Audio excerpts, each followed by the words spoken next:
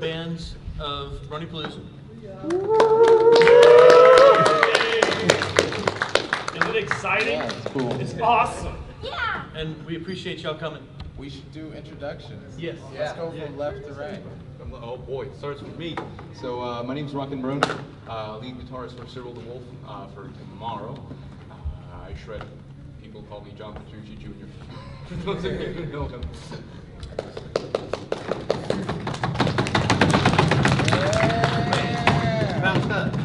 Yeah. I'm feeling the magic in the air. Hi, I'm Cyril the Wolf. Cracking laser. I'm there just to lend British credibility to the period. Hi, I'm Mike Portnoy.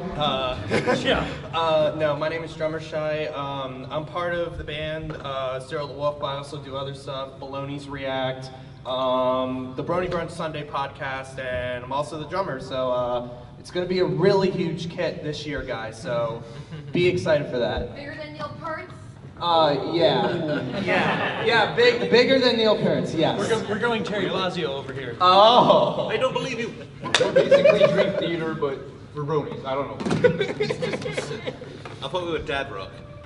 Maybe. Oh. Hello. All right, cool. Hey guys, I'm Audiovo. I play bass for the Wonderbolts. These 5 gentlemen right over here. And, yeah, we're so relevant, I'd say.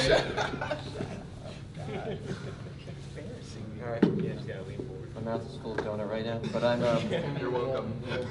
Bruce You're Boyd. welcome. I'm the keyboardist for the band, the same band, aforementioned Wonderbolts.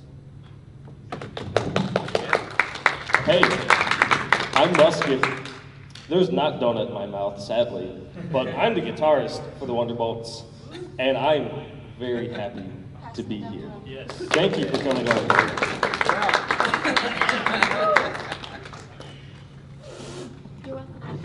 And I'm the one Galen, and I am a singer and guitarist for the Wonderbolts as well.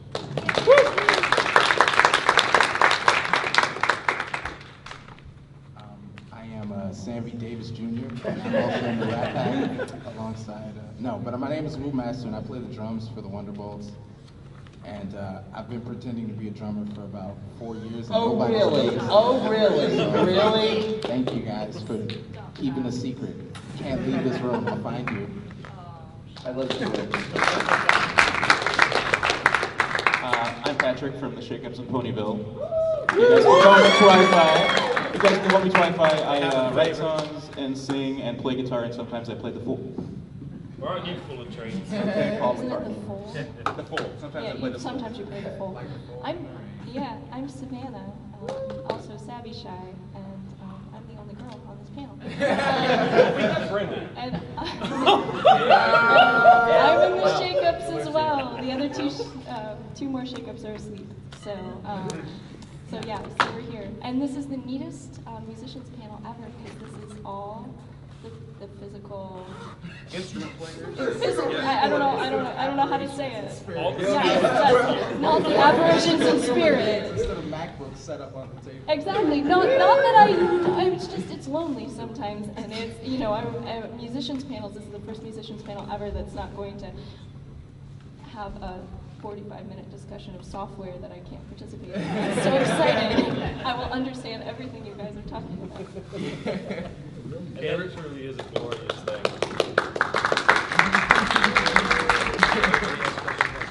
That was like so much more software.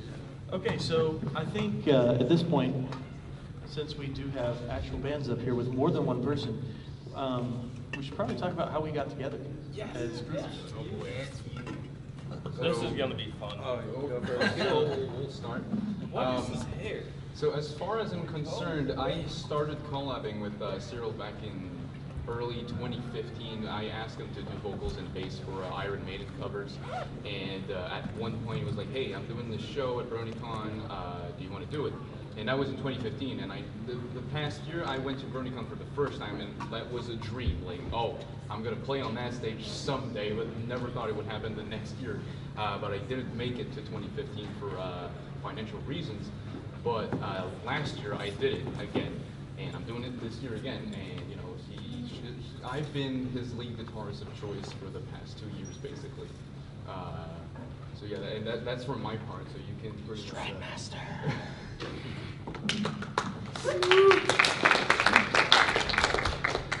How did I get to be a part of Cyril's BronyPoloza band? Blackmail. I believe it. Now, I've been talking to Cyril for a long time. I haven't been featured in a lot of his material, but basically I asked him and he was like, yeah. The first time I met Cyril was 2015. He was doing a live stream and he was like, hey, you like Rush? And he's like, yeah, I like Rush. And he's like, I got this Between the Wheels cover that I need to get out. And I was just like, I can do it. And so basically he sent me all the files and it took almost a year. Oh my. It was just amazing how it turned out. It just sounded amazing, and then I was like, I really need to bring up my chops to perform. Can I perform with you, Cyril? And he was like, yes. I was like, awesome. So yeah, that's how I met Cyril, and yeah.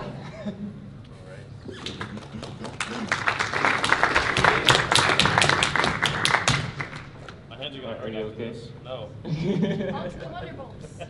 Yeah. Alrighty, so with the Wonderbolts, it's kind of a weird thing. I think each of us have like a different version of how we came together. So I'll tell you my side and stuff.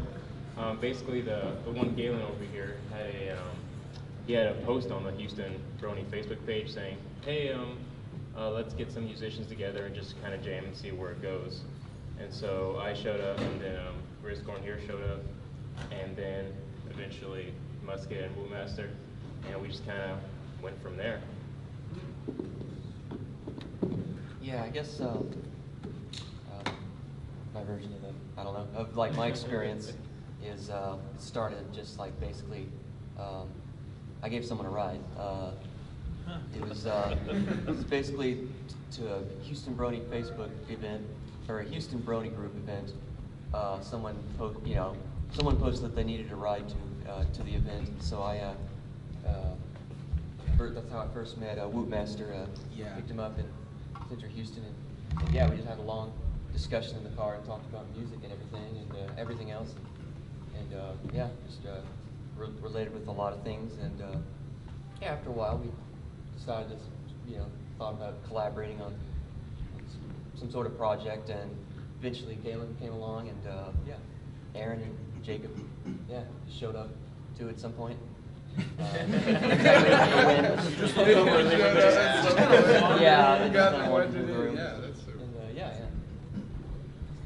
All right, is it my turn? Yes. All right, so, hi guys. Oh, there's the mic. I don't need it, do I? Nope.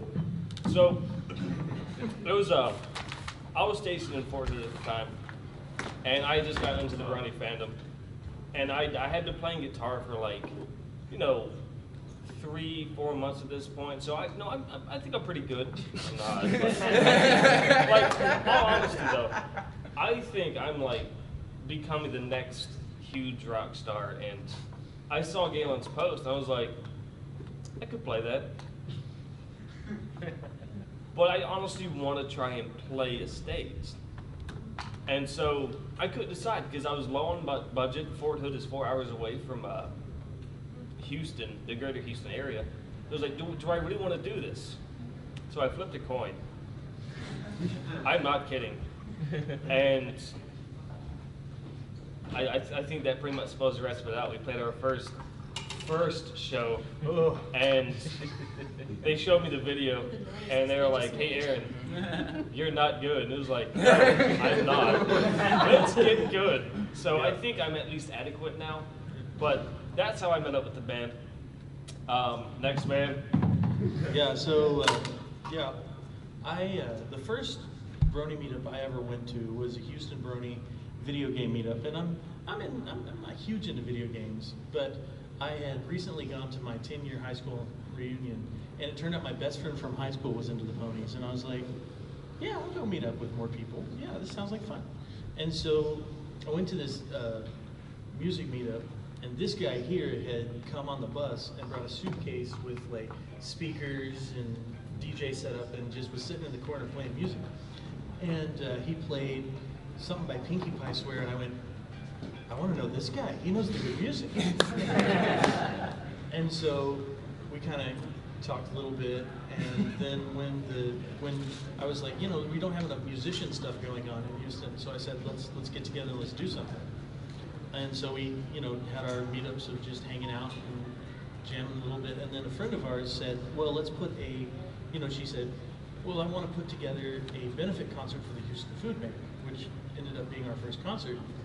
And my thing was, yeah, we'll just get together, we'll jam, we'll play, we'll practice for a couple weeks, and then we'll go to the concert and we'll play, and then that'll be that. Well, but these guys were like, yeah, but we can keep going. And I was like, yeah, we can keep going. Yeah. And now we're playing BronyCon, so, okay.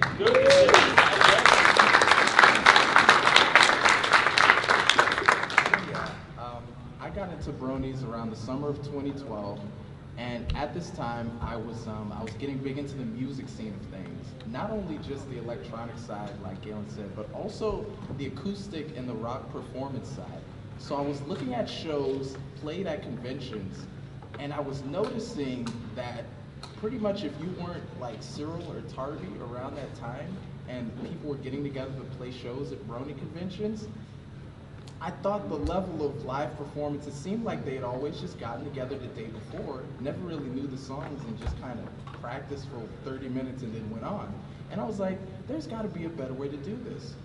Maybe it's because a lot of the people aren't in actual bands that are grouped together and based together. And so I got it in my head that I want to start a band and see what happens if it's a band that actually practices. No shade thrown to anybody else who does things or did things around that time, but I was just like, there's got to be a way to bring a better level of live performance. And I think what most people are missing is just the ability to practice together for like the whole year, before the show. So I decided the best instrument to help people out was, is play the drums. I had been playing Rock Band for a while, and it was actually nerd. Unlike with the guitar, I think you can actually learn some of the fundamentals of drumming from Rock Band. It's almost like it's almost like electronic. Like one-to-one to having an electronic kit to play on, and outside of some things like hi-hat control and stuff. I learned how to separate my arms to do the different things and legs, and then I was like, okay, let's buy a kit.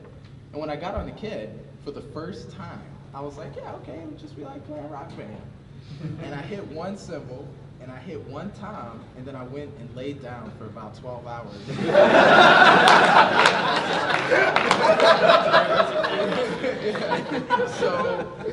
But then I got together with these guys, and we basically just started practicing and playing constantly and constantly and constantly. And I was like, yeah, we can do this. We started playing cons.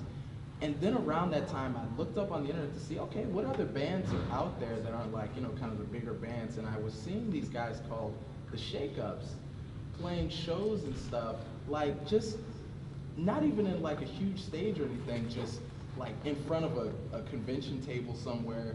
They got the kids dancing and everything, but they're just so good and so together and tightly played. And I was like, oh, I guess we can quit now. That's cool. Yeah.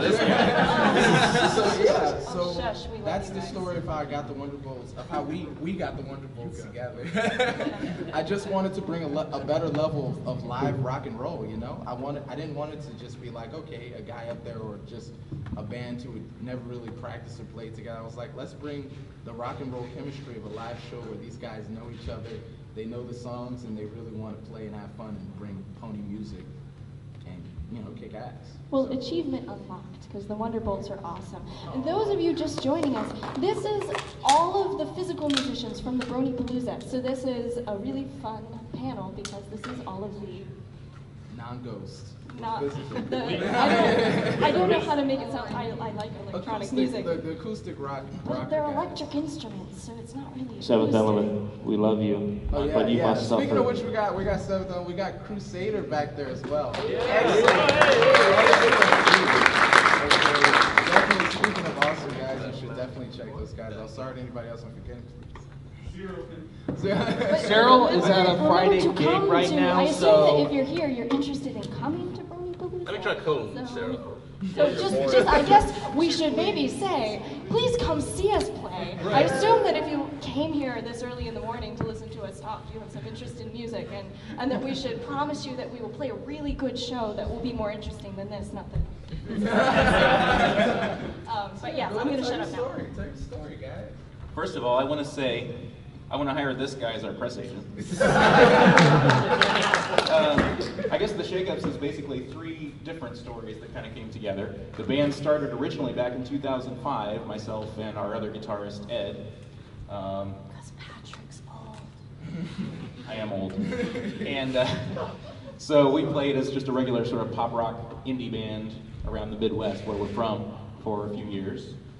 And yeah, the songs were not pony related. Until, we got around like 2011, 2012, and I met Savannah here at a convention. And she introduced me to MLP, and we loved it. And so we started watching it again from the beginning, and started writing songs about it. And it kind of went from there. We had a friend who asked us to play at the MLP Fair and Convention. And at that point, we just liked the show. We didn't have any songs about it, so I just whipped up some songs about it so we could play 20 minutes of the show. And then it just went from there. And then suddenly, we were playing birthday parties, and we were playing at TrotCon. And we showed up at TrotCon not realizing there was this huge scene. And so we were part of this thing we didn't even know about, and that was pretty cool. Why don't you tell your story? That was like my Army career right there. Wow. Pretty much. No, we were just like being super overachievers. He was hired to play music at the pony. Like 20 minutes. For like 20 minutes of this pony thing, and he's like, oh, I can do one better. They just wanted music. They just wanted happy music. And he's like, oh no, they're gonna be pony songs. Like, we're gonna do this. And we're thinking we're very novel. Like, we didn't know that anybody else was, we thought we were very silly and that we were being clever, but we're not. But in any case, no, I'm really happy we have a family and that there are other people who are as weird as us. But so we did that, and then got hired to play gigs, and then we were hired to play birthday party and some other stuff, and they wanted us to play for an hour or more, and he didn't have that many songs, and so there was a frantic rush to make there be more pony songs as quickly as possible. And I got assimilated. I married this guy. So I was just a child wrangler at first. I was just there because the boys were scared of children. And She would introduce us. She would come on stage as Fluttershy. And introduce and the then band. run away. And I did face painting and so on and so forth, because the first, 10 or so shows were all children, before we found out that there were other grown-ups that liked cartoons and did stuff. So I was there as a buffer between the boys and the children to function and play with them.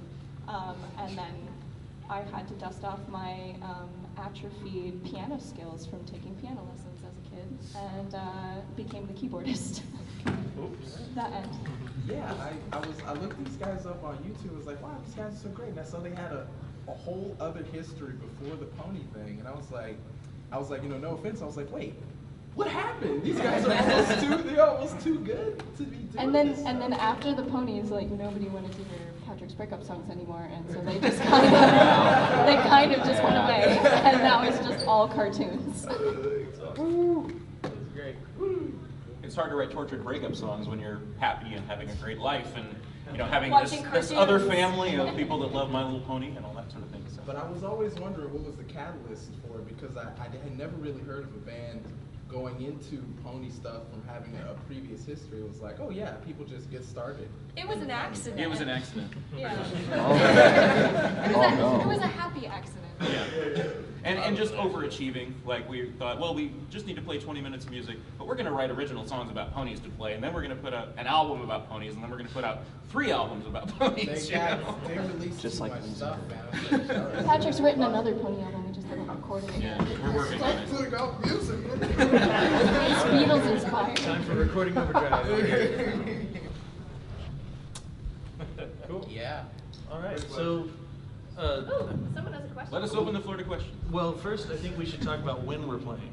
Yeah, Oh, yeah. Because we're not all playing on the same night. Okay. We go by Yeah. chronological order? Yeah, chronological. Yeah. Right. So Should I Wonderbolts, go? Here, I'll make a which is suggestion.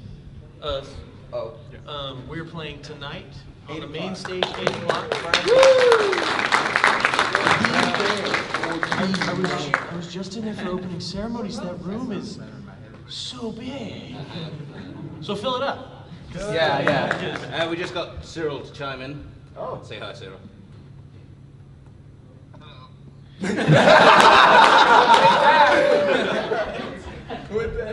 They should be able to hear you. Hey, son. Hey, son. I'm his son. So, I hope that y'all are sufficiently making fun of me because I'm currently in northern Pennsylvania. I'll be there Saturday, I promise. Yeah, he's coming tomorrow. Yeah. I have a suggestion. Since we're playing at 10:15, all of you go see the Black Griffin concert at, is it 9:10? No, 8:30. 8:30. You should show up early to the Black Griffin concert, or you won't have a spot. So, should if you definitely guys come want to the see Black Cyril's Griffin concert at okay, so if 8:30. you guys want to see Cyril's concert on Saturday, make sure you go see Black Griffin. I think Ian James Corlett might be playing on the kit this year, the big kit this year. So this will be exciting. So make sure y'all check out those two concerts. Yeah, don't forget these guys over here, though. Oh yeah. So the joke of that was that we play at 8:30 in front of tomorrow in front of Black Griffin. So we're just gonna hope that people show up early to see them and catch us. And if you don't, you're really missing out. That's so great. That's so great. I'll throw candy at you. Please come. No, seriously. Yeah, she will. I really will do it. So throw Also, candy. I hope the kid isn't too big. There's too many options, man. Do you really need like 5 different snares? I think one's good. Give me one kick, one crash. You're just gonna stop in the middle of the song and just stare. Oh, you have no idea. It's gonna Have be an existential 5 crisis. crashes. Oh my god. That's too much. I don't know if I can take If you can't play them at the same time, what's the point? The sweet young man in the blue tried to ask a question earlier. Oh yes, sorry. I just want to know, first count? 4 hood, right? Yeah. You're not first count? No, I was third CR. Third CR. All right. Yes. All first team. No. Give us our Abrams back. Those I know it's not. those are really questions. If you could actually come up and line up on the side here. Oh yeah. We've got some index cards. We need you to write the questions down just so we can vet them really quick before you ask.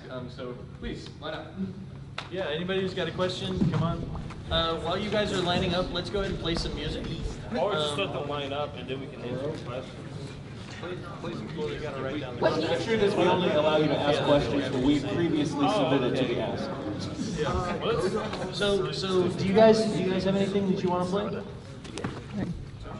Y'all have anything you want to play? I was on chess team in high school. Apparently they've got things. Yeah, we can play. Got jokes. Okay. Yeah. So this is our new song. This is our Wonderbolts, our BronyCon exclusive track. It's called "Love and Tolerance is Dead," and that's mostly the conversation starter.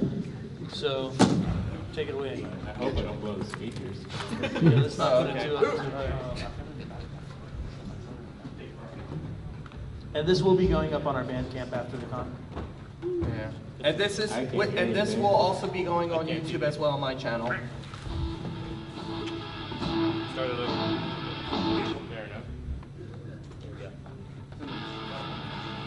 We recorded this song on one microphone in the kitchen in the next room because we wanted to make sure it sounded hardcore. It can't sound so well produced. Don't want to be a poser. You know?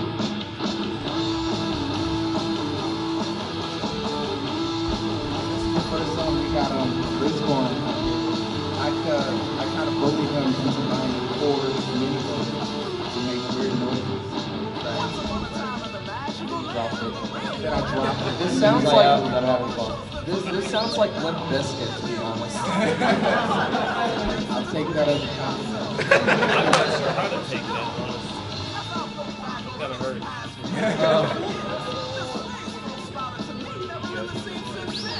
Yes, sir. I got it.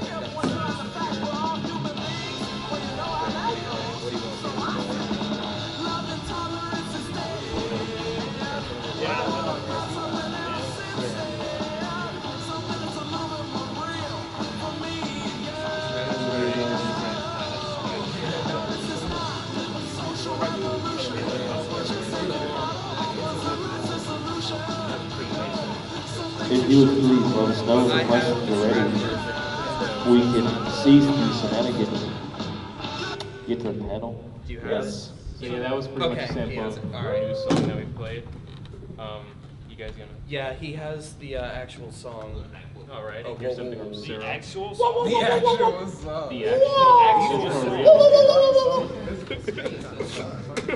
Oh no. Oh no. What have I done? So it is a work in progress version, so it is not final. Yeah, Far from that. the vocals and. If you don't tell anybody that, they won't know. That's the big secret. You can color people's expectations, you know, by saying, but if you just put it out there, people are like, wow, this sounds pretty good. Even though you're nowhere near That's when The many times that we came in and listened to what you were doing and go, man, that mix sounds great. And you're like, I haven't touched it yet. I subsequently ruined it. I can't read that. I can't read this, but how do you choose a topic interested for a song? Well, no, it's good. You got down. You got it on your. Oh, well, give me the card. I'll just ask the question. You got it on your pen. Give it to me. Yeah, make sure you guys do the question. I have the scratch box too, which is like.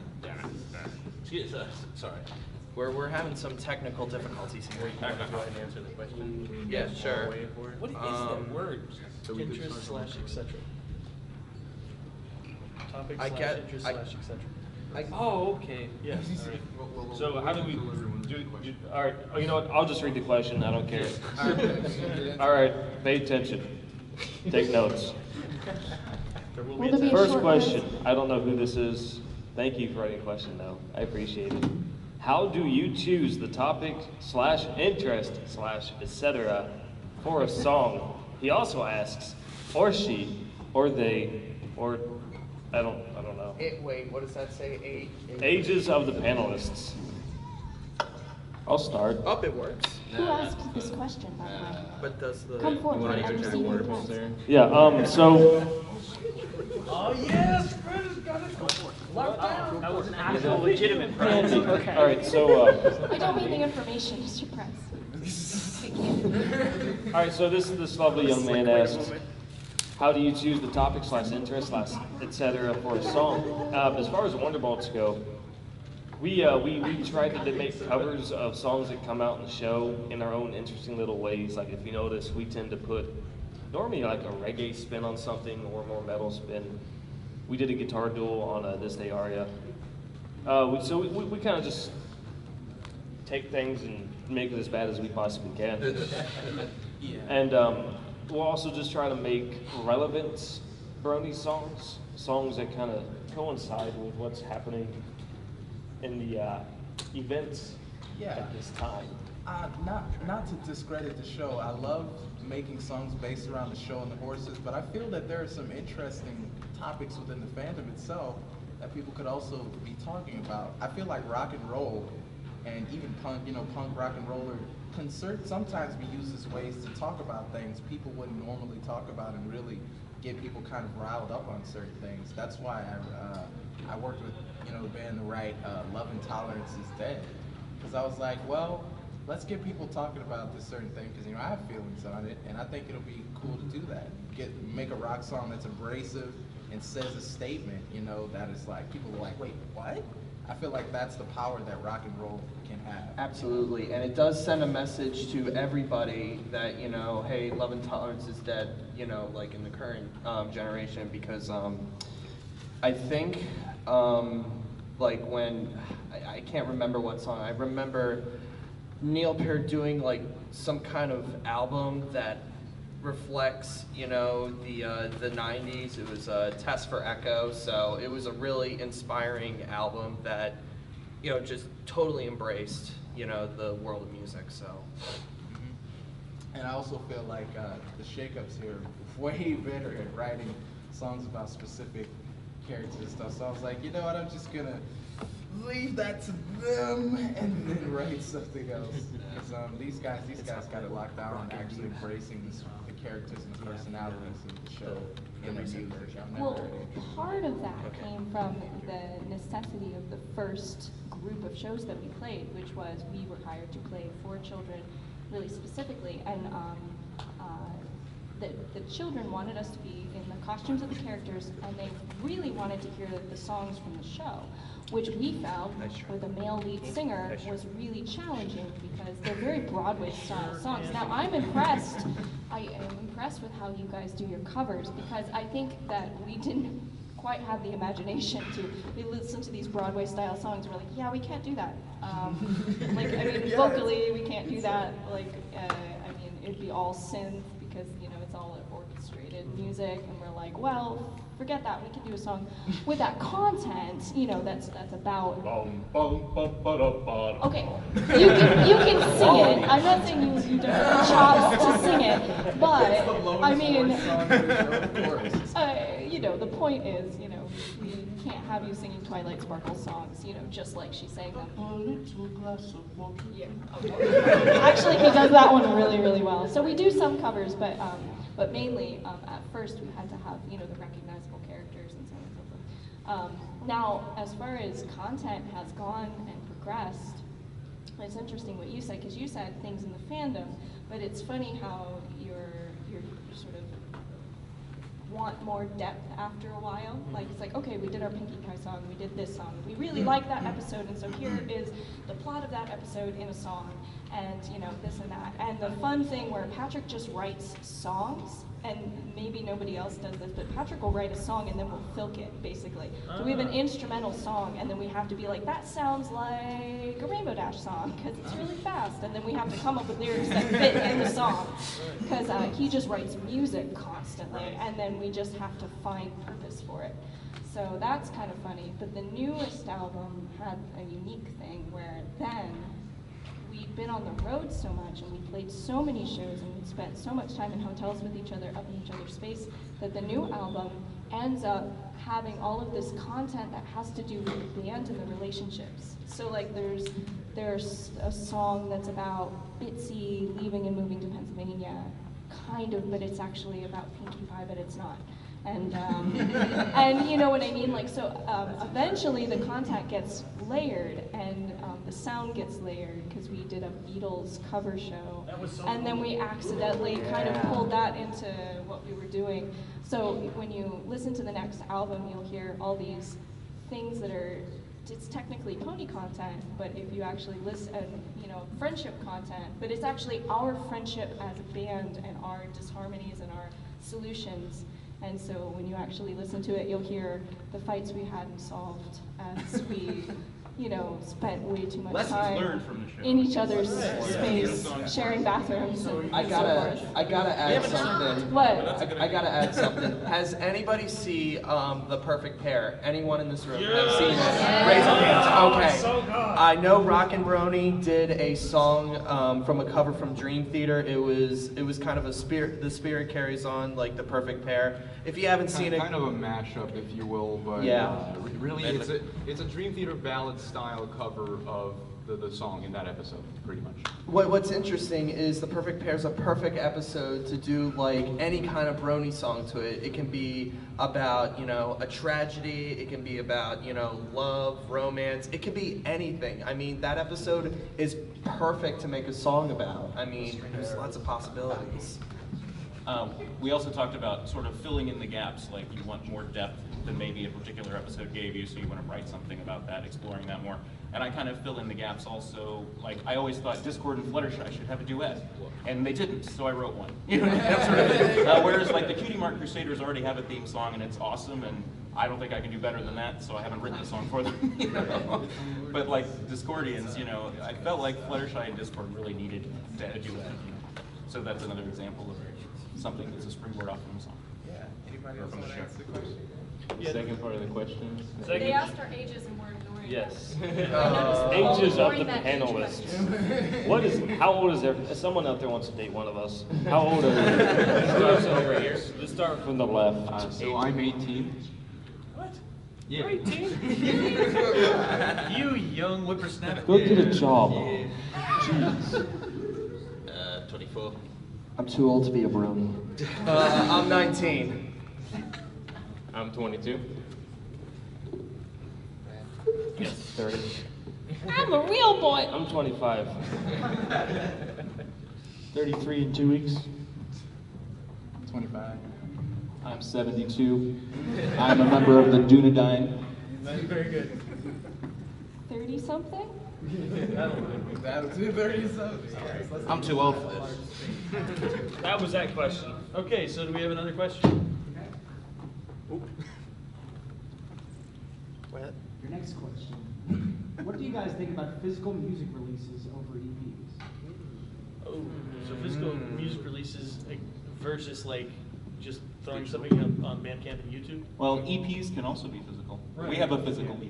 Yeah, what do we think about it? I think he means digital versus physical on CDs. and- Gotcha. Okay. So I think both are good. they're both good, but I kind of like physical. Like going to a con, finding a band you like, and buying their CD. Especially if it's ours. It's kind of like it's kind of like when you go to a Renaissance festival. You know, you can get like a sword that they cut out of sheet metal, and be like, yeah, I'm a Viking. Or you can just go over and like, hey, hey, I need you, sir, to shut it. But or you can, in that same sense, go get a CD from like a lyre player or a lute or someone who plays something Renaissance-y. And now you have that music, that little taste of that period, that little bit of culture that you can take with you everywhere. And you know, you can have it on your phone, but if your phone breaks, I've gone through 3 phones in the last year. I'm quite tired of phones, so I don't download anything. So I just have CDs. It's the momentum Yeah, of the also event. to add on to that, I really think either one is fine. I don't really get how people can be on either extremes on either side. It's all in service to the music. So whether you like listening to physical or whether you like listening to digital, I think the job is as the artist is to just make sure your music is just out there with any format you can put it in or are comfortable putting it in. What I think is a more interesting way to look at it is, I'd say, how digital has turned the concept of an album into more of a loose collection of songs, more than when people used to tell stories and try to do a concept around the album, which is I like that. I like that. Guys like, Cyril and them do that. You guys definitely do that. And we just slapped together some singles to put on our album. So please buy our album. I'm glad you have physical stuff to sell. I remember the first time we played with you and you guys just rolled up and you were so adorable and you had all these props and you had this wonderful performance and it was amazing and there was no way that you could support it. And I found a bucket and I wrote like, help them get back once they came, because they showed up, they washed up on these shores and like in a van that they rented and spent money to rent, and they had nothing to pedal at all. And I'm like, you're gonna starve, and I love you, and I made them a bucket and tried to get people to put money in it. Yeah, they really did were a big help out because we didn't know. They drew us a sign. They made us a sign. They drew pictures on it. That literally started our band fund. Like now we have like a box of money we've gotten from shows that we just keep away to buy merch. But yeah, does anybody else want to answer the digital versus that? These Well, guys it's really up to what you like. I mean, if you're for digital, go buy digital. If you want to get physical albums, do it. I mean, it's all about preference. I'm for both. Yeah, let's get physical. Four of us did that at the same time. Options are nice. I resist. All right, so Wait. next question. Next question. Next, please. Yeah, next, please. Next, May, please. Your next question is, which other bands were you inspired by? Dream Were there Theater. Specific songs that gave you inspiration? Can you say that last one again? Let's start with Rockin' and go Were there any obviously. specific songs that gave you inspiration? One more time. obviously Hey guys, I'm trying to hear this question over here. Any specific songs from the bands that inspired you? At this panel? No, just No. what inspired you? In the whole history of music. Look, man, I got hearing loss. Bear with me, Oh, please. that's- It's okay. Have mercy on my. We're musicians. I think we all have hearing loss. Fair point. Yeah, that's true. I shot mortars, so I have a so. Okay, we'll start over here. Okay, so if you guys know me, it's definitely Dream Theater. The particular song that inspired me will probably be 6 Degrees of Inner Turbulence. It's 42 minutes long. It is 42 minutes long, and it is one of the best songs I've ever heard. It talks about mental illness, different mental illnesses, and it's really just, it's a mix of prog metal, symphonic metal. It's amazing. It blew my mind. It's amazing. It blew my mind. That's just it. Another fact, Mike Portnoy was trying to battle his alcoholism, so I'm glad he wrote that song and told that story. Well, that's another song. That's not the same. Yeah, I know, the 12-Step Suite, yeah. The entire discography of AJRD, apparently known as AC/DC. I guess it would have to be Rush and Dream Theater, but there you go. Rush pretty much started my inspiration to do all this stuff. Music-wise, it just blew me away. I've had all the albums, went to 5 concerts. It just blew me away.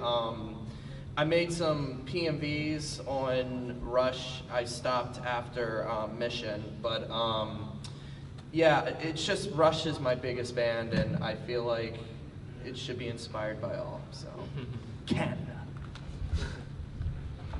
For me, I have to say Iron Maiden.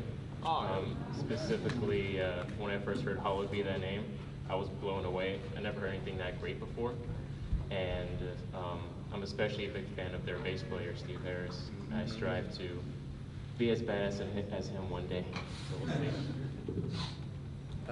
I'm going to say probably John Anderson's Oleus of Sunhilla. It's got that just wonderful 70s peak prog rock keynote sound to it. That's with just with lovely synths and fantastical, just wild fantasy, deep fantasy lore, lyrics, the whole story it's telling, very fantastical, and I'm just really inspired by prog rock sounds and anthems, and just the way it varies and goes everywhere, and kind of me and Wootmaster just kind of work a little bit. We've been kind of gradually on that. It's like a side He's project. really inspired by the prog rock of the 70s and the stuff coming out of Britain, and Canterbury and stuff, some of the old original OG prog rock, So yeah, it's pretty interesting. We'll have different influences. Speaking of which, I was inspired by Kesha.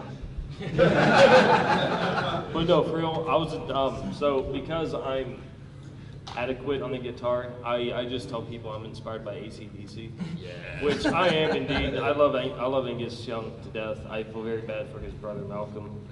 And really the entire band. Oh, wow.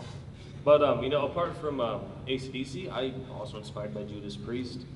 I grew up listening to hair metal and like 80s heavy metal.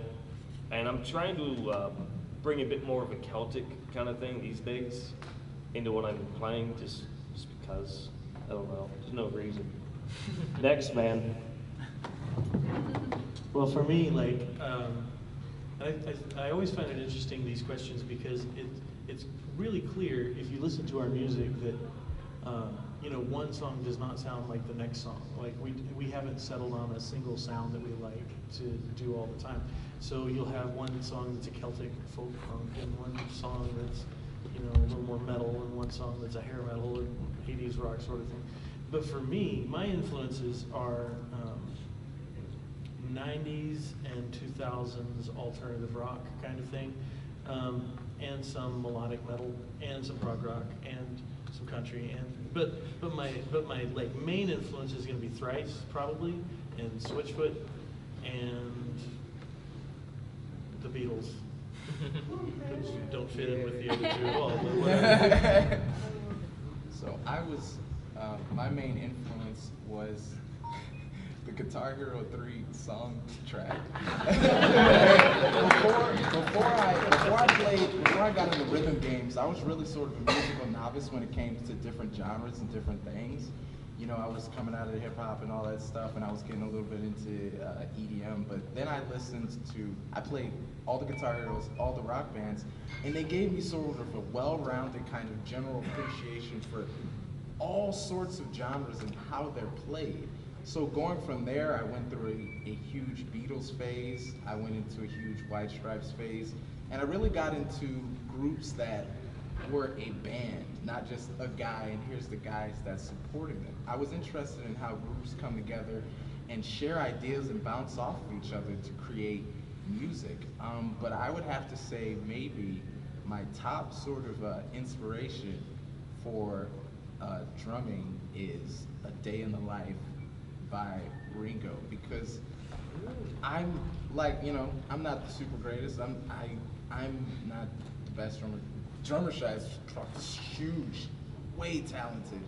I love the guy, but I love I love him. I gotta talk these guys up. They're so great, everybody. Don't bring yourself down, because you're good. But I'm interested in, you know, there was a quote that inspired me in what I do for drumming and it will for the rest of my life is, a good drummer plays the drums, a great drummer plays the song.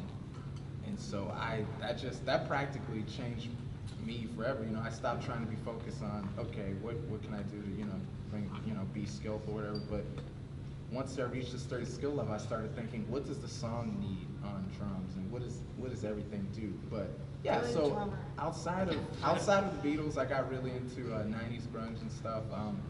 Dave Grohl, you know, he works with these guys, you know, just, you know. Red Hot Chili Peppers. Yeah, the Red Hot Chili Peppers.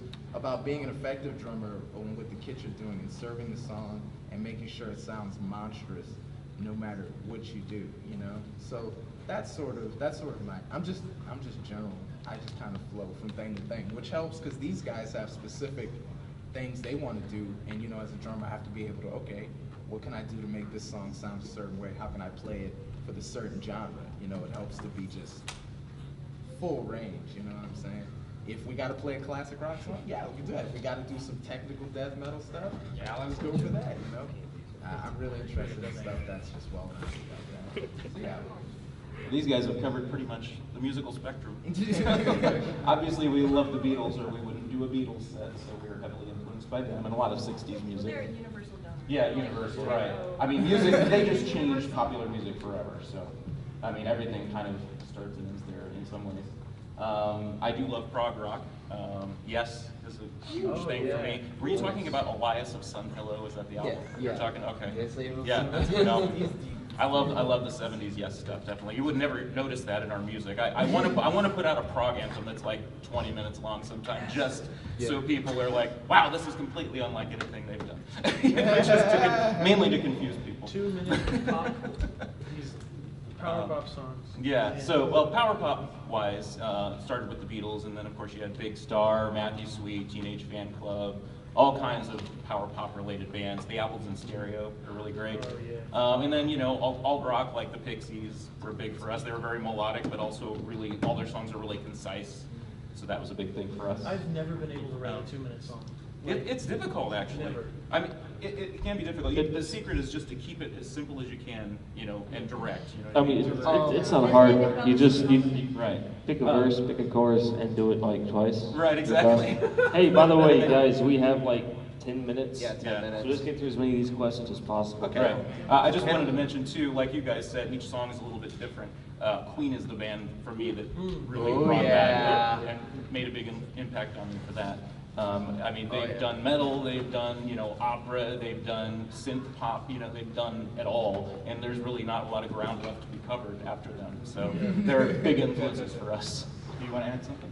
Only a slight thing about, like you were saying about inspiration, when you cite your inspirations for playing your actual instrument.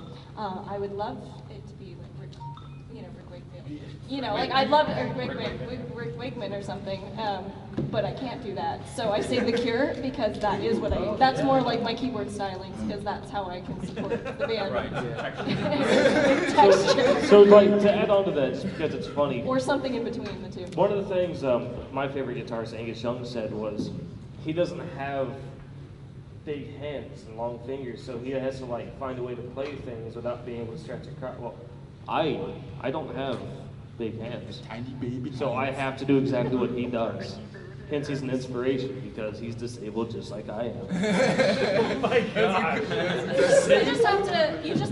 You learn the art of the like you Yeah. just have to kind of like, I can't play the whole chord, I'm gonna roll it. I call it the "May I help you" riff.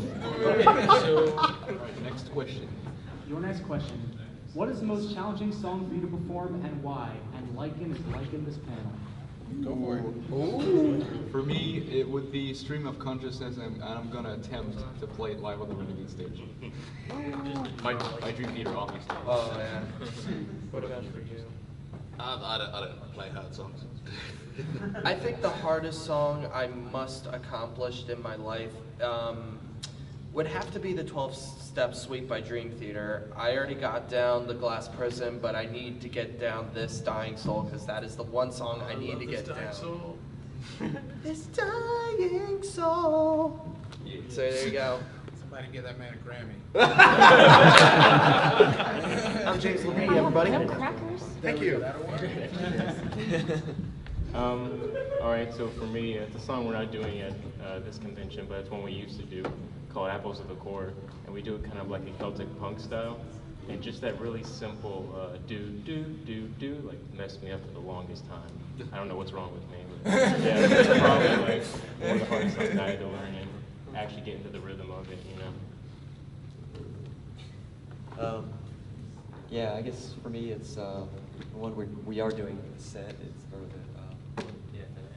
it's Nightmare. Oh yeah. Be closing on, you know. It's a nightmare. It's Yeah, it's a you could say. Yeah. Someone's got jokes. Yeah. So It's not these guys, but it's someone. Absolutely. So the hardest song for me to play, I'm glad we're not playing it. We haven't played in a while. It's Pink and Yellow. It's a very like spacey, acoustical, reverb, notched song, and he has me playing an arpeggio that I don't have the fingers for it. And like I played throughout the entire song, and it's bullshit, honestly. Hey!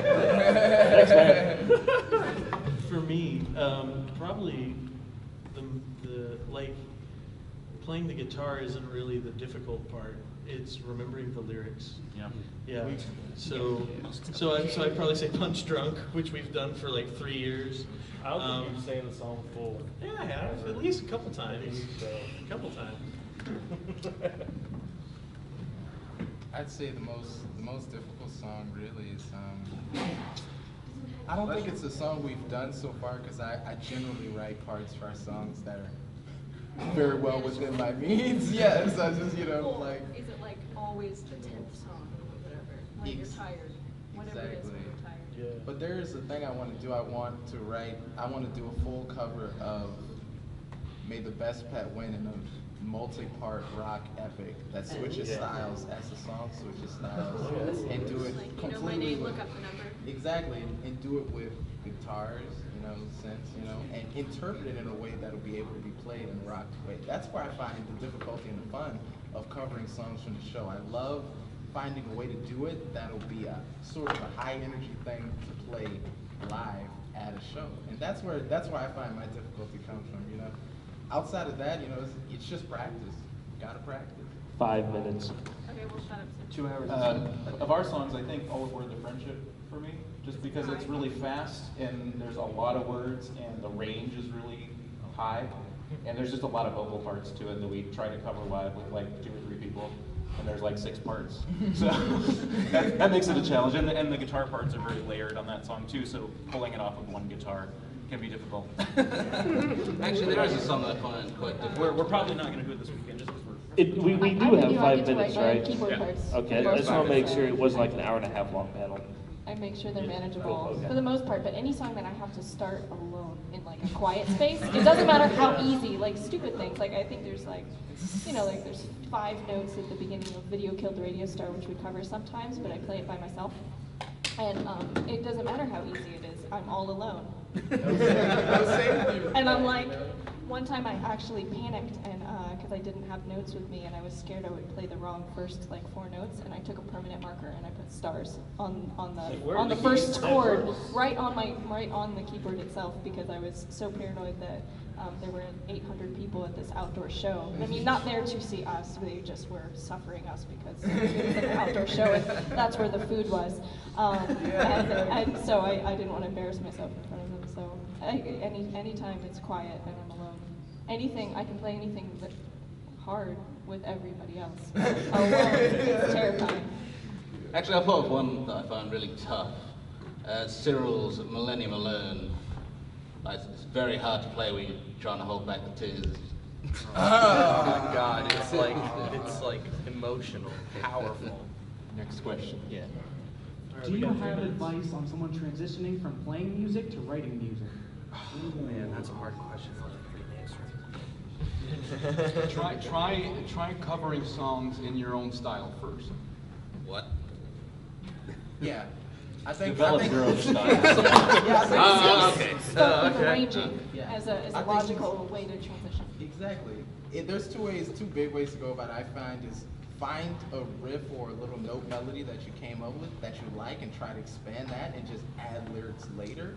Or start writing stuff based around something that has really touched you or moved you, and keep that and put some music to that whenever you have the chance. There's no real right way to go about it, because whatever you do, the very first song you're gonna write, it's gonna be horrible. You just have to go for it, no matter what, and you'll naturally learn the more you do. But take that first step. Go ahead and just write a little ditty. Don't even worry about it. It's the first step, and take and learn from that. Do the next one. Take and learn from that until you feel good. I know it can be daunting going from covering other people's stuff that's written for you. You just have to learn the parts to try to come up with that, stuff of your own. But just start out however you can, nice and simple. You found a little pluggy chord progression, just go ahead and spam that for a few. Loop that, put some lyrics to it. And there you go. A good thing to do is when you're learning to play and you want to do stage stuff, go to Guitar Center. Pick up a guitar, keyboard, whatever it is you're trying to play, and just play it. Because there are going to be people walking through the store, they're going to be listening to you, and they're not going to even care. But you're still going to be playing in front of a lot of people. I mean, at the time, it's a lot of people.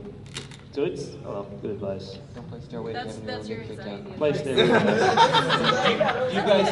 Do you guys get inspiration at particular times? For me, I find that I write several songs sort of at once, and then I don't write anything for a while. So I'll get bored, right? And I'll start playing guitar, and I'll just come up with a riff. Because instead of just trying to do okay, here's a note, here's a chord, I'll just be okay, how quickly can I go from this chord to this chord over here? Sometimes a song comes from that. That's how, honestly, honestly though, Love and Tolerance is the first song I actually sat down and wrote out. And I wrote this on a plane going back to Fort Hood because I was going to turn one of our cadences into a song just to practice.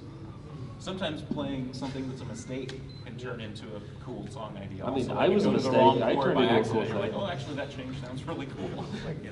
Yeah. I mean, it's... Well, boys, I believe that we are out of time. So let us just say again that tell everybody when you're playing. One more time. Right. All three bands. Let's say it one more time. All right, Wonderbolts, 8 o'clock tonight in the main hall, opening the show. Come see us. Shakeups in Ponyville tomorrow, Saturday at 8:30, right before Black Griffin. 10:15, right after Black Griffin. Thank you all so much for coming to see us. Sorry if we couldn't get to your question. Who asked a question or tried to ask a question? So if everyone on the panel could see over here, say hi to the camera. I don't like you. I'm sorry. And the audience here, we're a wonderful audience. Thanks for coming out. And, Awesome! Thank you very much. We love you. See you on stage. See you on stage. Except for a couple of you. I'm not even joking.